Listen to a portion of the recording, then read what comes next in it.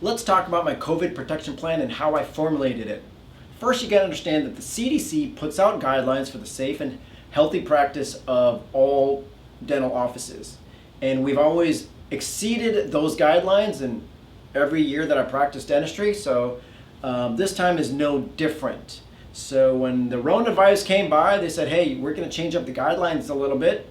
And they did, which the change was you require N95 masks. Not a problem, got those. You also have to take temperatures on your staff and your patients every day. Not a problem.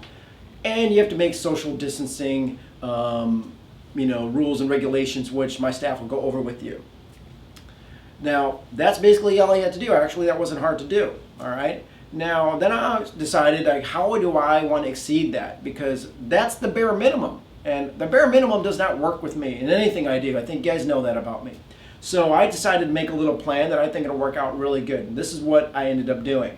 I'm using face shields whenever I work on my patients to make sure I'm less likely or my staff's less likely to get exposed to anything. I'm also installing a HEPA air purification system in every room in my office, including the waiting room. I'm making sure that our staff daily and every patient rinses their mouth with an antiseptic mouthwash to make sure that the bacterial and viral load be as low as possible before we get started on anything. I'm also going to incorporate more laser treatments in the office. Now, I've talked a little bit about lasers to my patients. I've made a video called Painless Dentistry. Check it out, you'll learn a lot about the laser, but the primary reason we're utilizing it more is the fact that lasers make almost no aerosol production from when you utilize it. It also is oftentimes painless and it's extremely accurate. So that's why I've been wanting to incorporate more of that technology. So that's going to help us out greatly in this situation. And lastly, we're going to use something called an oral evacuation device. The brand name I use is called the IsoDry. And this is sort of how this thing works. We place the apparatus in the mouth, and it has 4 basic functions. Function number 1, it protects your cheek and your tongue and your mouth from any of my instruments and the work I'm doing. So make sure I don't, safety is paramount. The second thing is it suctions all your saliva out of your mouth so you're not drowning on that stuff.